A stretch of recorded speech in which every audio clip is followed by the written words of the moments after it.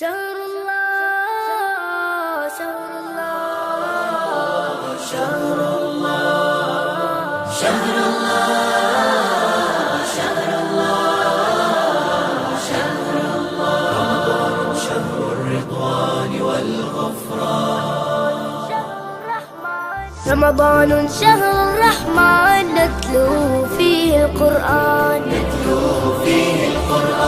شهر الخير والغفران والفوز والرضوان الرحمن الرحيم. السلام عليكم ورحمة الله وبركاته. الحمد لله رب العالمين والعاقبة لأهل التقوى واليقين ولا عدوان إلا على الظالمين. أشهد أن لا إله إلا الله وحده لا شريك له وأشهد أن سيدنا ونبينا محمدا عبده ورسوله. اللهم صل على فاطمة وأبيها وبعلها وبنيها والسر المستودع فيها بعدد ما أحاط به علمك. اللهم كن لوليك الحجة ابن الحسن صلواتك عليه وعلى آبائه في هذه الساعة وفي كل ساعة وليا وحافظا وقائدا وناصرا ودليلا وعينا حتى تسكنه أرضك طوعا وتمتعه فيها طويلا برحمتك يا أرحم الراحمين. Rabbi shrah li sadri wa yassir li amri wahlul 'uqdatam min lisani yafqahu qawli, amma ba'du. Yang kita hormati dan kita muliakan Hujjatul Islam wal Muslimin Asy-Syaikh Al-Ustadz Al-Fadhil Al-Hajj Abdul Majid Hakimullahi dama dhilluh. Juga yang kita muliakan dan kita hormati guru kita Al-Muhtaram Hujjatul Islam Muslimin Asy-Syaikh Al-Ustadz Abdullah Bik, mata'andallah biutul hayati, para asatiz, para guru, hadirin hadirat, baik yang offline maupun yang online, yang insyaallah senantiasa mendapat kemuliaan dan kehormatan dari Allah Subhanahu wa taala, dari Rasulullah dan para ma'asumin alaihi wassalam. Alhamdulillah wa syukurillah, pada kesempatan yang penuh berkah ini saya mendapat kehormatan diundang untuk menyampaikan satu dua hal berkaitan dengan masalah agama, dan semoga kita dapat mengambil manfaat sebaik-baiknya dan yang ikhlas kita amalkan insyaallah. Tema yang diberikan kepada saya adalah peranan fikih untuk keselamatan masyarakat. Terkait masalah fikih, ada beberapa masalah yang mungkin saya menganggap perlu untuk saya sampaikan, yaitu masalah istihlal atau menentukan awal bulan, khususnya awal bulan Ramadan dan awal bulan Syawal. Saya ambil dan saya sudut dari kitab Tahrirul Wasilah pada jilid 1 halaman 270 oleh Imam Ruhullah Al-Khumaini Quddisa Sirruh, juga dari kitab Minhajus Shalihin jilid 1 halaman 335 Babul Ibadat oleh Ayatullah Al-Uzma Sayyid Ali As-Sistani, dan dari kitab Tahrirul Masail halaman 307 fatwa yang sesuai dengan Al-Imam Sayyid Ali Al-Khamenei dama dhilluh. Pada masalah 1065 terkait masalah ru'yatul hilal atau melihat hilal, beliau menyatakan bahwa turuqu thubuti awwali syahri hiya, bahwa jalan-jalan dan cara-cara untuk menetapkan awal bulan, setiap awal bulan, khususnya awal bulan Ramadan dan awal bulan Syawal, yang sering kita berikhtilaf tentangnya. Caranya pertama adalah ru'yatu syahsil mukallaf. Seorang mukallaf itu sendiri dia pergi melihat hilal. Pergi ke tepi pantai misalnya atau ke padang Sahara di mana dia bisa melihat tenggelamnya matahari dan terbitnya hilal. Mukallaf ketika dia mampu dan bisa dengan ilmunya dan kemampuannya bisa menetapkan hilal tanpa orang lain dan bisa dia praktekkan, dia gunakan ketika merasa yakin bahwa dia telah melihat hilal untuk dirinya sendiri. Itu cara yang pertama. Karena masalah ru'yatul hilal sangat luas dalam fikih ahlul bait juga dalam fikih ahli sunnah, sangat luas dan kita jangan sampai mempersempitnya. Sesuatu yang luas jangan kita persempit, sesuatu yang jelas jangan kita bikin buram.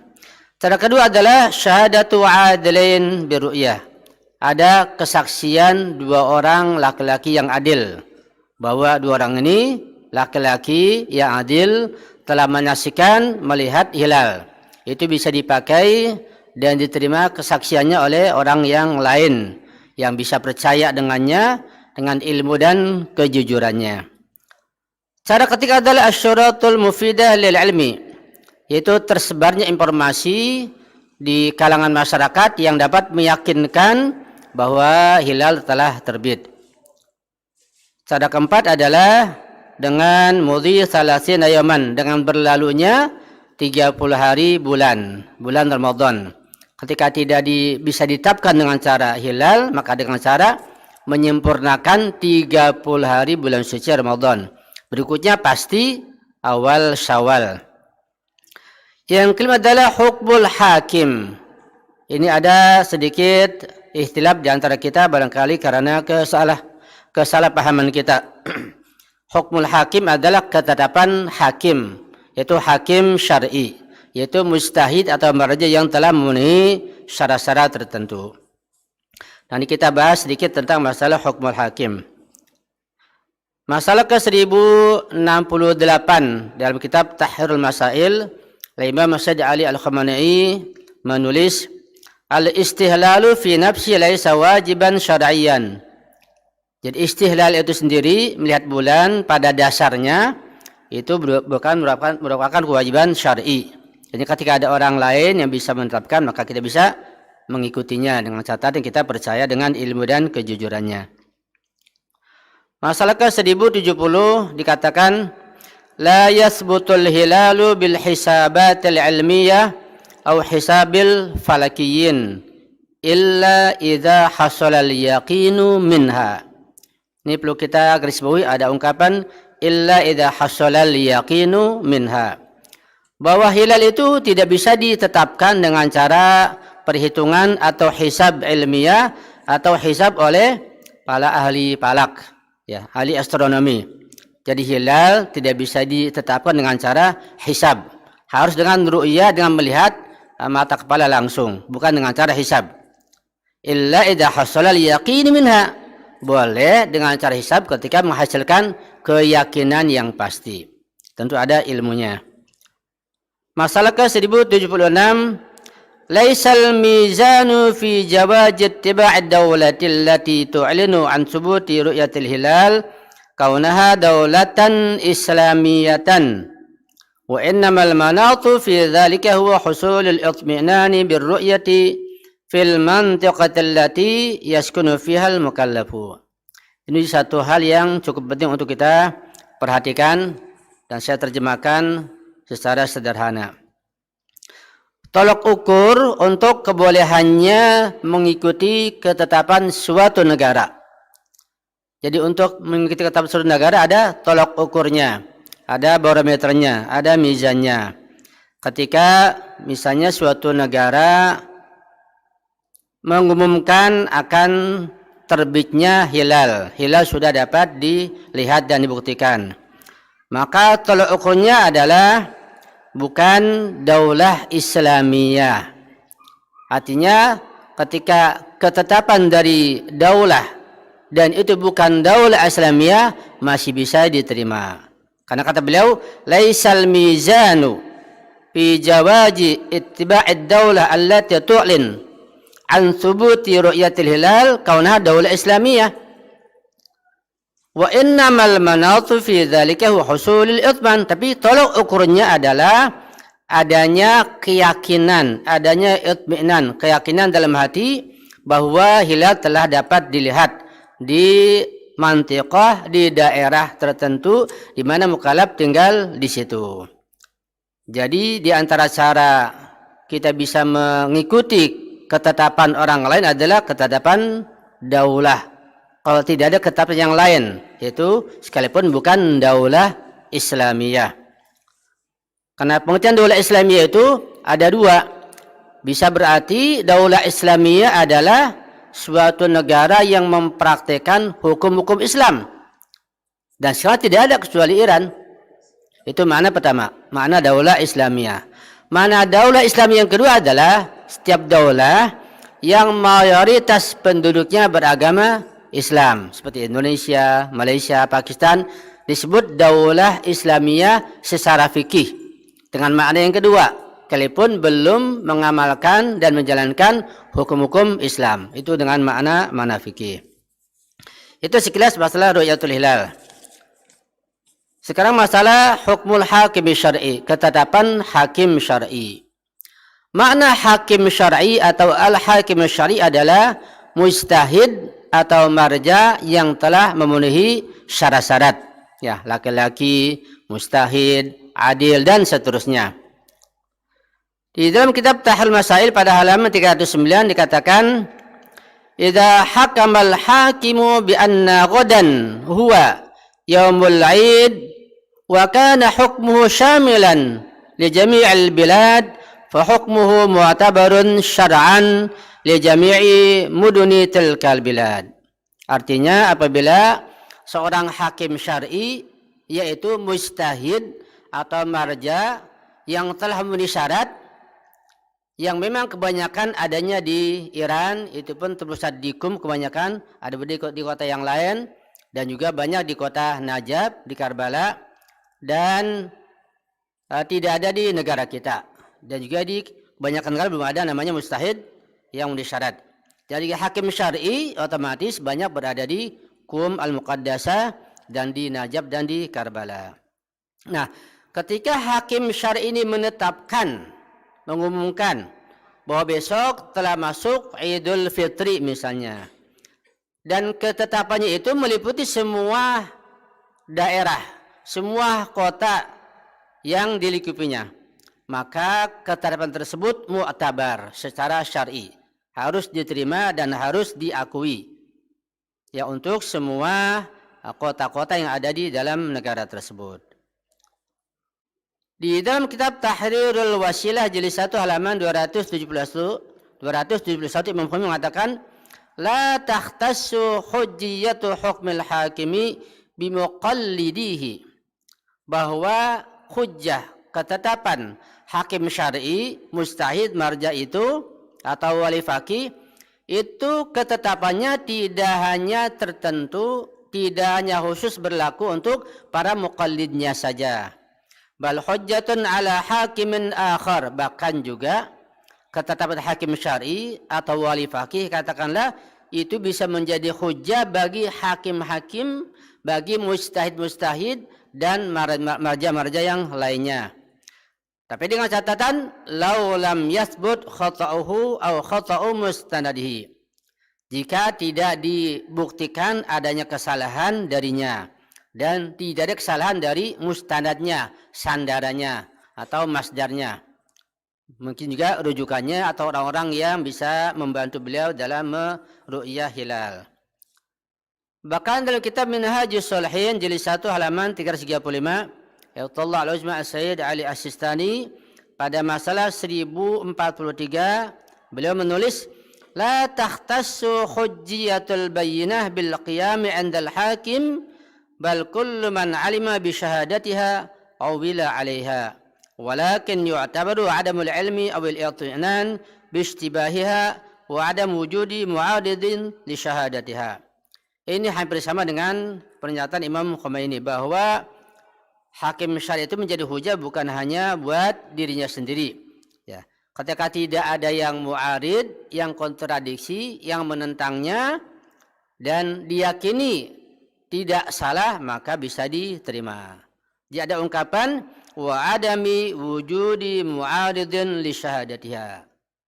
Jadi kalau keputusan hakim syar'i saja harus tidak ada yang mu'arid, tidak ada yang menentangnya, tidak ada kontradiksi, apalagi keputusan daulah yang lain atau ulama yang lain. Tentu adanya masalah mu'arid harus ditetapkan tidak ada.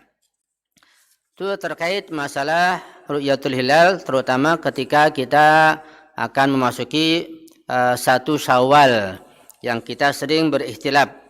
Bahkan ini biasa ikhtilaf di antara ahli sunnah dengan Syiah, di antara ahli sunnah di dalam tubuh mereka sendiri, bahkan sangat disayangkan terjadi pula di dalam tubuh Syiah karena barangkali kurang paham atau terjadi kesalahpahaman. Terkait dengan tema yang diberikan kepada saya adalah peranan fikih untuk keselamatan masyarakat. Terkait tema ini kita bertanya, apakah fikih yang berperan di dalam menyelamatkan dan mensejahterakan masyarakat itu hanya fikih belaka, fikih bersifat mandiri, tanpa akidah, tanpa akhlak, tanpa usuluddin, ataukah bagaimana? Karena fikih merupakan bagian yang terpenting daripada unsur syariat Islam.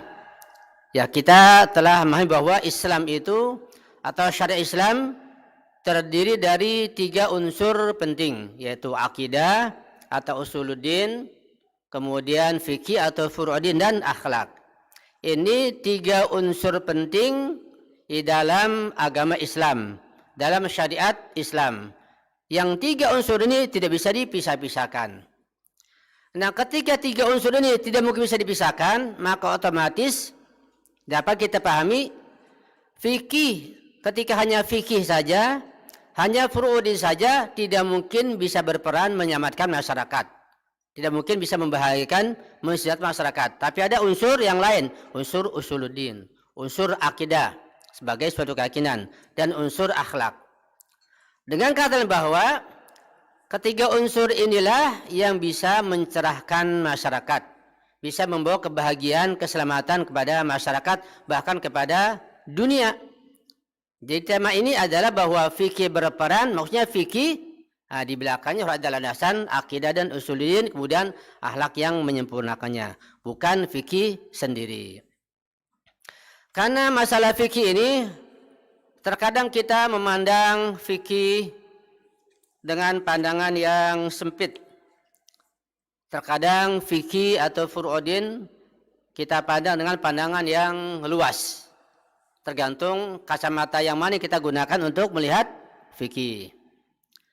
Kalau fikih kita pandang dengan pandangan yang sempit, maka nanti bisa kita pahami bahwa fikih itu bisa terpisah dengan akidah dan akhlak.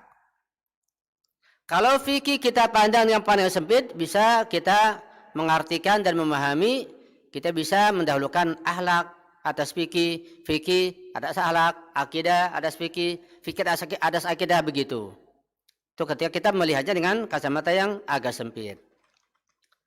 Tetapi kalau kita melihat fikih dengan kacamata yang luas, maka kita akan memahaminya berbeda. Karena dalam fikih kita memahami ada hukum awali, ada hukum tsanawi.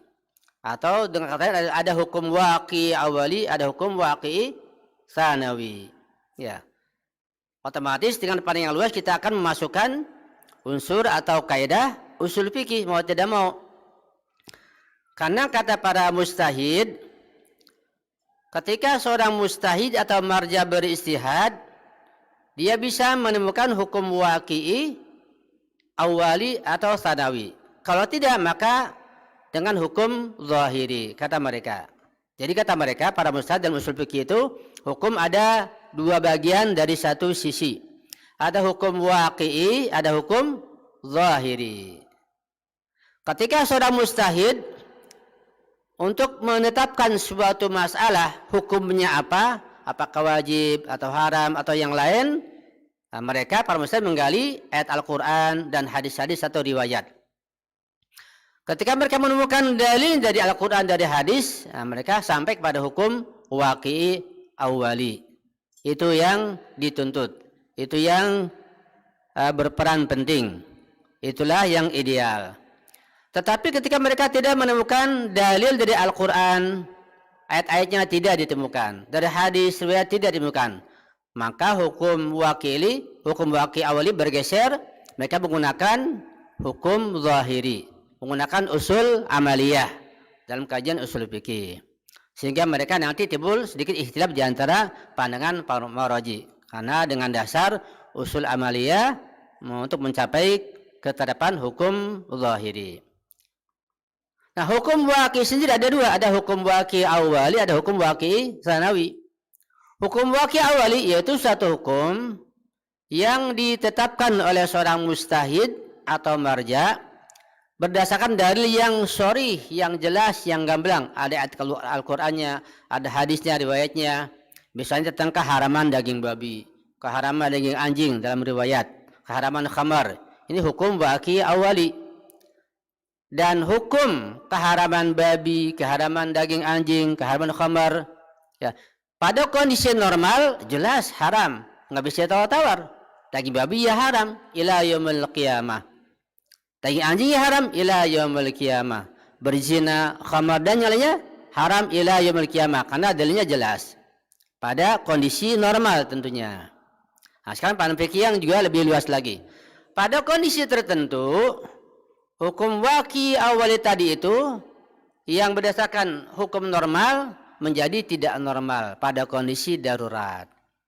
Misalnya seorang berada di hutan, di tengah hutan, atau di dalam penjara misalnya, yang dia tidak bisa mencari makan yang halal, disediakan makanan, ya, disediakan makannya haram, misalnya daging anjing dengan nasi, atau daging babi, atau minumannya khamar, atau minuman yang najis.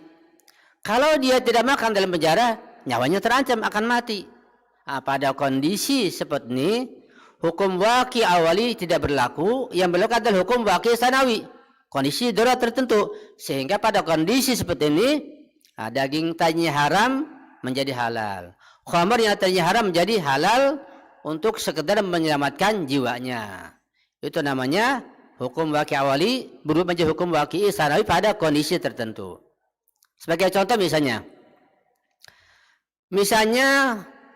seorang laki-laki diharamkan melihat aurat wanita yang bukan muhrimnya, haram, apalagi menyentuhnya. Ini jelas hukumnya, ada Al-Qur'annya, ada hadisnya, bahwa memandang dengan syahwat, dengan riba, apalagi menyentuhnya wanita yang bukan muhrim, hukumnya haram, jelas dalilnya. Ini hukum waqi awali. Nah, kemudian pada kondisi tertentu, misalnya ketika seseorang, ya, misalnya Ustaz Zaki sedang berjalan di jembatan, di kampung, sedang pergi ke Lampung, melihat wanita sedang mencuci pakaian di sungai, datang banjir, hanyut.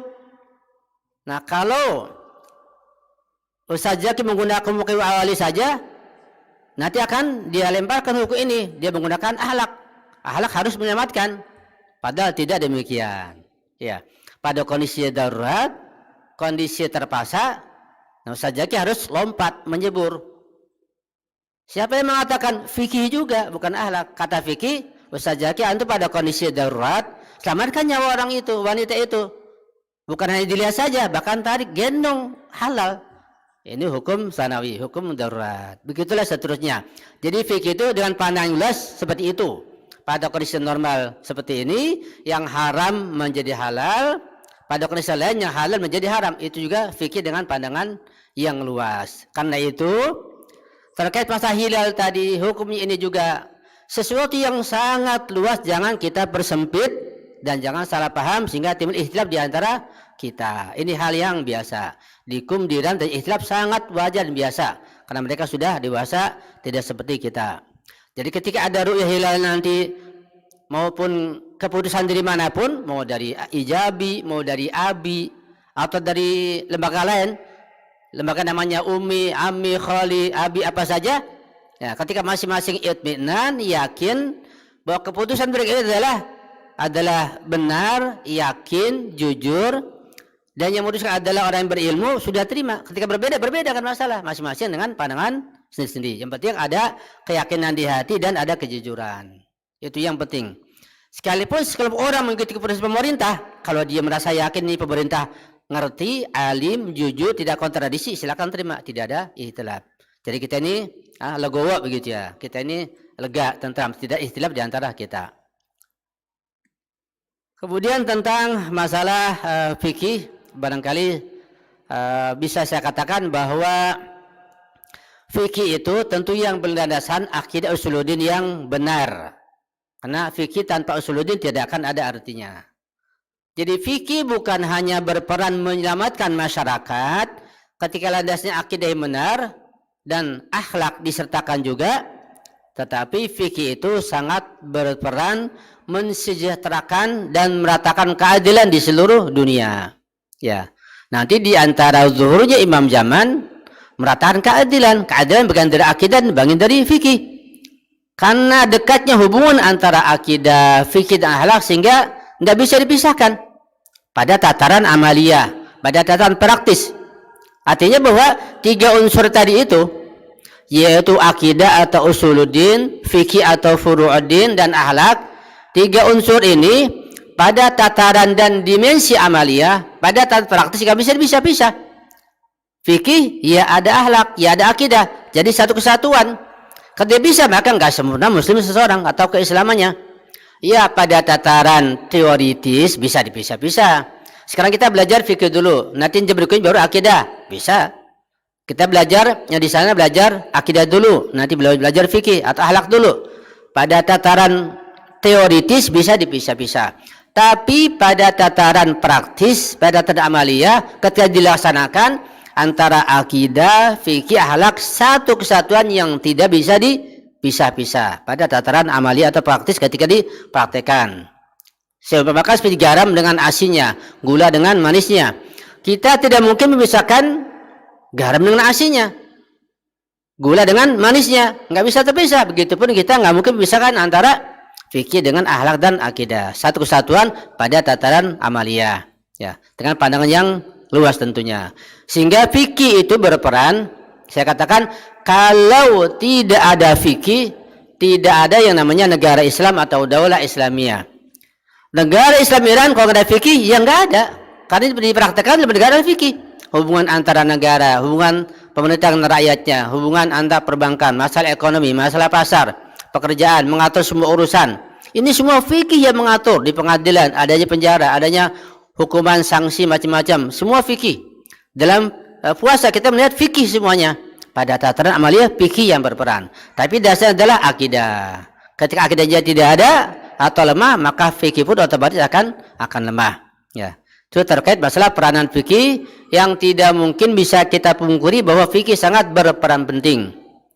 Dan alhamdulillah sekarang kajian-kajian fikih semakin tersebar luas, semakin banyak di mana-mana, dan masyarakat semakin melek terhadap masalah fikih.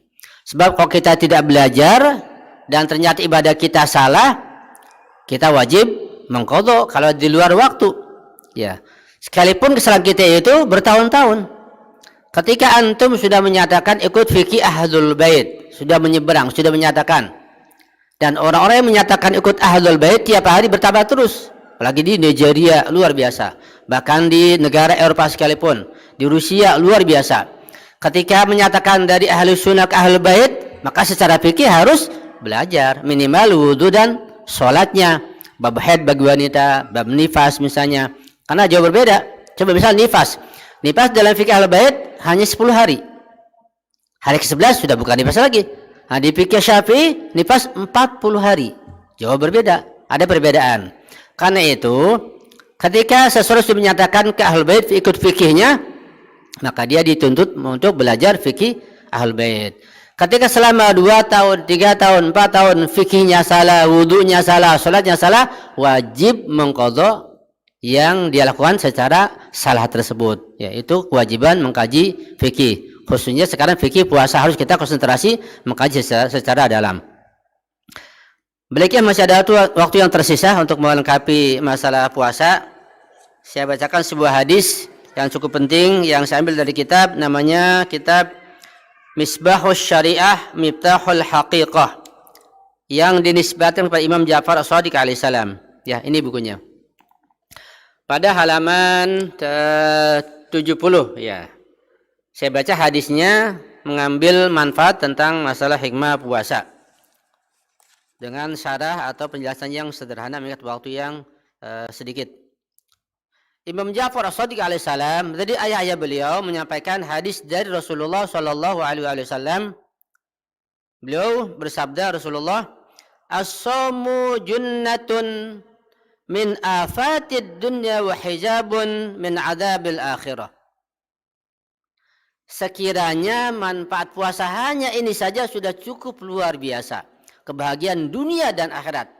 Kalau hanya ini saja, atau sekiranya hikmah dan manfaat puasa hanya ini saja sudah cukup. Sangat banyak sekali. Kata Rasulullah, puasa itu puasa yang hakiki, puasa yang sebenarnya, puasa khawas bukan puasa awam. Apalagi puasa khawasul khawas tentu lebih dalam lagi. Puasa yang hakiki dengan iman yang benar sebagai junnah, sebagai benteng. Benteng dari apa? Min afatid dunia, dari semua bahaya bencana petaka dunia. Sekarang apa tergambar di benak kita tentang petaka dunia? Misalnya bencana alam, tsunami, gempa, banjir, ya, halilintar, hujan lebat, apa saja tergambar di benak kita tentang bencana dunia, maka puasa menjadi benteng bencana-bencana tersebut. Luar biasa. Jadi artinya ketika suatu masyarakat semuanya berpuasa secara hakiki dan sebenarnya, maka aman dari bencana apapun. Ya. Wa hijabun min adabil akhirah, dan menjadi hijab dari azab akhirat. Artinya bahwa puasa ini yang merupakan bagian dari fikih mengantarkan umat kepada kebahagiaan lahir batin dunia dan akhirat. Ada surga duniawi, ada surga ukhrawi. Ketika tidak dilaksanakan dengan sebenarnya, maka ada azab duniawi, ada azab ukhrawi sebaliknya. Apalagi kan puasa mengantar kepada ketakwaan. Allah mengatakan kutiba alaikumusiyam dan seterusnya la'allakum tattaqun. Ternyata la'allakum tattaqun ini bukan hadap, bukan tujuan nihai, bukan tujuan terakhir, bukan finish di situ. Kalau finish di situ puasa untuk bertakwa, kita nggak merasakan nikmatan. Apa hikmahnya puasa untuk takwa? Tidak demikian. Jadi untuk berpuasa agar bertakwa, takwa sebagai tujuan, sebagai hadap, bantu loncatan, di balik takwa ada segudang kebaikan, segudang keberkahan. Berpuasalah agar kalian bertakwa. Kalau takwa nanti apa yang didapati? Didapati ini benteng dari bencana dunia, hijab dari adab akhirat. Akan ada solusi. Keberkahan dari langit dan bumi. Keberkahan sangat banyak sekali. Di balik takwa segudang. Ya, tertolaknya bencana, tidak adanya penyakit, kekayaan, hapus kemiskinan, kesejahteraan, keadilan. Ini di balik takwa. Karena itu la'allakum tattaqun, bukan la'allakum tadkhulunal jannah. Kalau dikatakan kutiba alaikumusiyam la'allakum tadkhulunal jannah, sempit sekali puasa itu. Puasa untuk masuk surga. Ya kita bahagia karena kita melihat dengan mata materi surga, masya Allah. Tidak, la'allakum tattaqun lebih dari itu, bahagia dunia dan akhirat. Bahkan Allah menjelaskan, walau anna ahlal qura amanu wattaqau la fatahna 'alaihim barakatim minas sama'i wal ardh. Kalau suatu penduduk negeri, suatu kampung, ya bertakwa. Ini takwa jama'i, takwa rombongan, bukan takwa individu. Ada takwa individu, ada takwa keluarga, ada takwa jami masyarakat, ada takwa negara, ada takwa dunia. Bertingkat-tingkat. Juga hikmahnya bertingkat-tingkat manfaatnya. Sekiranya suatu penduduk, suatu kampung, suatu negara, semuanya bertakwa. Walau anna ahlal qura, semuanya amanu wattaqau, beriman secara benar dan bertakwa dalam amaliyah, la fatahna, kata Allah, kami akan bukakan pintu langit, pintu bumi keberkahan. La fatahna 'alaihim barakatim minas sama'i wal ardh. Semua keberkahan akan Allah bukakan, kebahagiaan dunia dan akhirat. Tidak ada namanya tsunami, tidak ada gempa, ya. Tidak ada namanya corona, tidak ada penyakit apapun. Kebahagiaan dunia dan akhirat. Walakin kazzabu, tapi mereka sebagian besar mendustakan sehingga Allah mendatangkan azab, petaka, bencana dan macam-macam. Ya. Mungkin waktu sudah habis ya, Pak Ibnu. Oh ya. Kemudian kata Imam Ja'far Shadiq terkait masalah puasa yang hakiki. Puasa yang hakiki yang bagaimana? Ini sangat berat. Buat saya pribadi sangat berat puasa menurut Imam Ja'far Shadiq ini. Saya hanya membacakan saja, semoga siapa bisa mengamalkannya. Mohon doa antum semuanya. Perhatikan sabda beliau. Fa idza sumta fanwi bi saumika kuffa atau kaffan nafsi anis syahawati wa qata'al himmati an khutuwati syaitan. Jika engkau berpuasa, maka bertekadlah. Niatlah secara sungguh-sungguh dengan puasamu itu untuk mengekang hawa nafsu, mengekang syahwat-syahwat dan memutuskan kehendak daripada khutwah-khutwah jalan-jalan langkah-langkah setan-setan. Jadi paling enggak kita sebelum Ramadan, mendekati Ramadan kita sudah ancang-ancang, sudah niat. Kalau kita misalnya mau lomba lari kan enggak langsung lari, ya. Perlahan kita berdiri sedikit jongkok, terus pelan-pelan langsung lari begitu. Kita mau naik motor, naik mobil kan dipanasin dulu begitu, siap baru. Begitu. Puasa begitu pula, kita berpuasa, kita niatnya dibenarkan dulu kita. Jangan kita niat puasa hanya secara fikih yang sempit saja.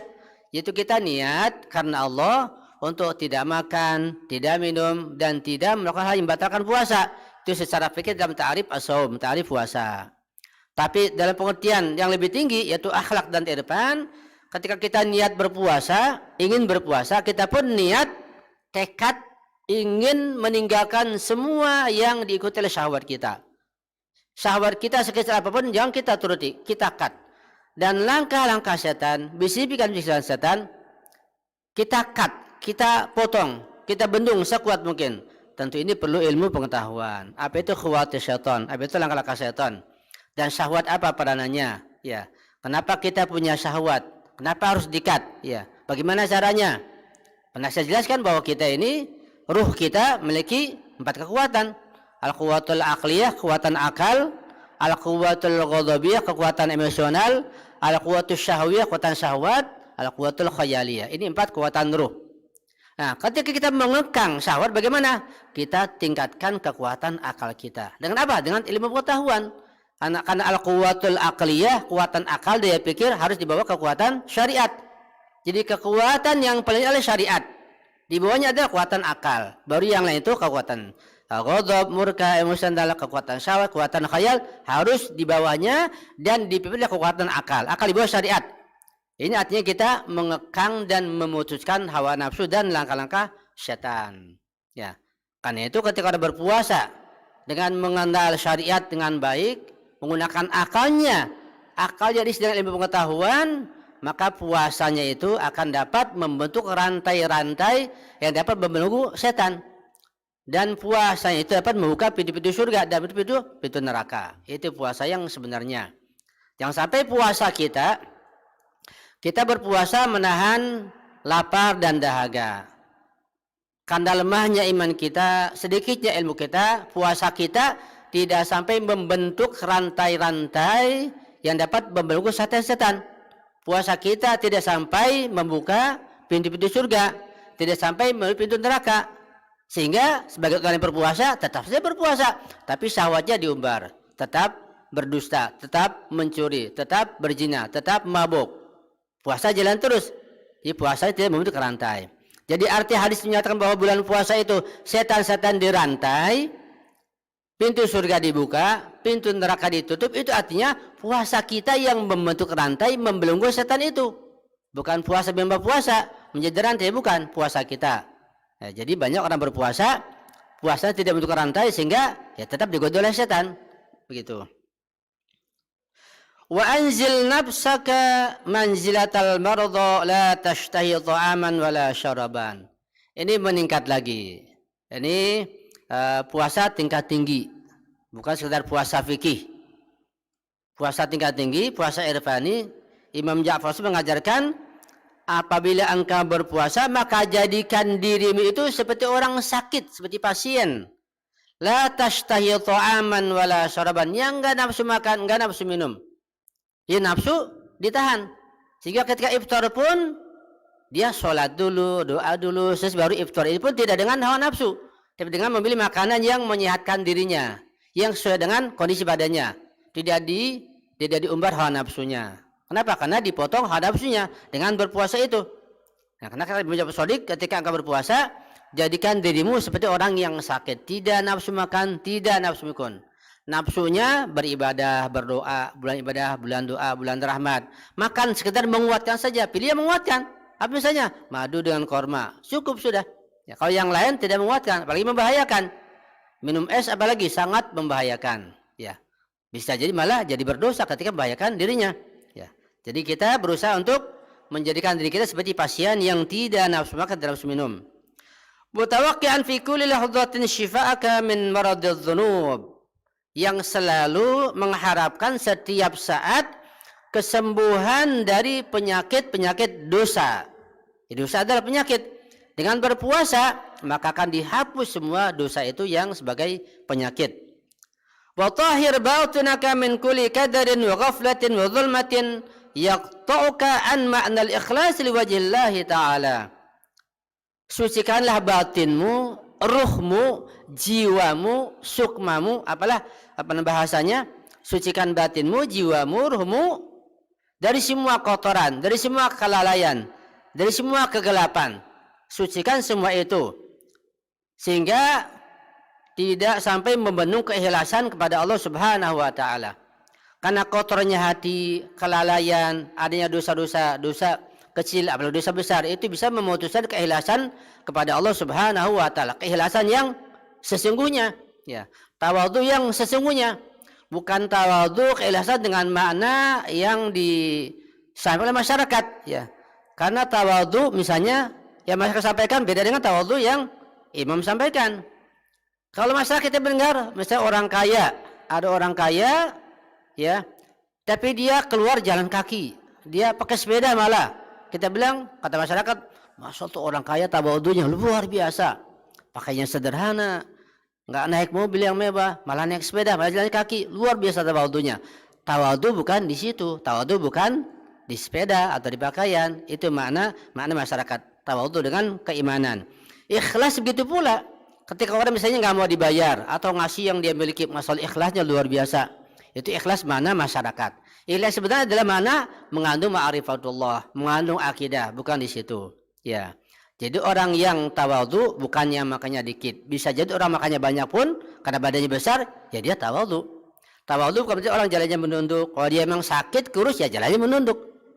Bisa aja orang yang jalannya gemuk, dia begini, dia tawadhu. Tawadhu sifat batin, bukan dari lahirnya. Kadang lahirnya menunjukkan sifat batinnya, itu kadang-kadang. Ya. Bahkan di lain kesempatan Rasulullah bersabda, "Wasamu yumitu hawan nafsi wa syahwatat tabi'i." Puasa itu, puasa yang hakiki pasti akan mengekat, memotong hawa nafsu. Puasa yang hakiki. Jadi kalau kita puasa juga syahwat, ada juga ambisi nanti lebaran, ambisi beli apa, pakaian, ini itu macam-macam makanan, pesan tergambar di benak kita, mau pesan apa, mau bikin apa, itu bagian dari syahwat. Berarti puasanya belum sampai yang diajarkan Imam Ja'far Shadiq alaihissalam. Wa fi hayatul qalbi wa taharatul jabarih. Puasa itu dapat menghidupkan hati. Hati jadi tentram, hati jadi tenang, jadi bahagia, bahjah wasyurur. Dan puasa dapat mensucikan jawarih. Jadi anggota badan kita, mata, telinga, tangan, kaki, suci dari perbuatan yang tidak baik, dari perbuatan yang dosa. Itu berkat atau manfaat dan hikmah puasa yang luar biasa. Wa ibadatul zahir wal batin, puasa dapat meramaikan lahir dan batin. Lahirnya berbuat baik, batinnya jadi bahagia. Ya. Wa syukru ala ni'ami, dapat melahirkan syukur pada Allah Subhanahu wa taala atas berbagai nikmat yang Allah berikan kepadanya.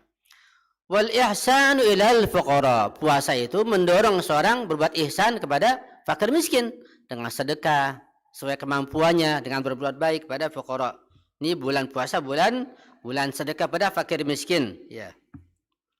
Wa ziyadatut tadarrui wal khusyu'i wal buka, dan puasa yang hakiki itu menambah seseorang bertambah tadarru, bertambah khusyuk, bertambah banyak tangisannya. Wa hablul iltija' ila Allah taala, dapat menambah dia lebih kuat berlindung kepada Allah Subhanahu wa taala. Wa sababu inkisari syahwati wa takhfiful hisabi wa tadhiful hasanat. Puasa hakiki dapat memecahkan, menghancurkan syahwat, dapat meninggalkan hisab, dan dapat melipat gandakan kebaikan. Wa fihi minal fawaidi ma la yusa. Dan dalam puasa yang hakiki yang sebenarnya ada fawaid, manfaat, hikmah yang tidak bisa dihitung dengan jari kita. Itu Imam Ja'far Shadiq alaihissalam. Ya mudah-mudahan ini yang saya terjemahkan yang mungkin disyarahkan pada waktu, mudah-mudahan kita dapat mengambil hikmah yang sebaik-baiknya insyaallah dari ucapan Imam Ja'far Shadiq ini insyaallah. Khusus buat saya pribadi dan buat keluarga saya insyaallah ya rabbal alamin. Mungkin sampai di sini apa yang bisa saya sampaikan, semoga bermanfaat buat saya, buat kita semuanya. Mohon maaf banyak kekurangan, kesalahan, kehilafan, mohon dikoreksi, perbaiki, dan mohon doa antum selalu. Hadan wa hukum ajma'in wa ala fahmikum. Wassalamualaikum warahmatullahi wabarakatuh.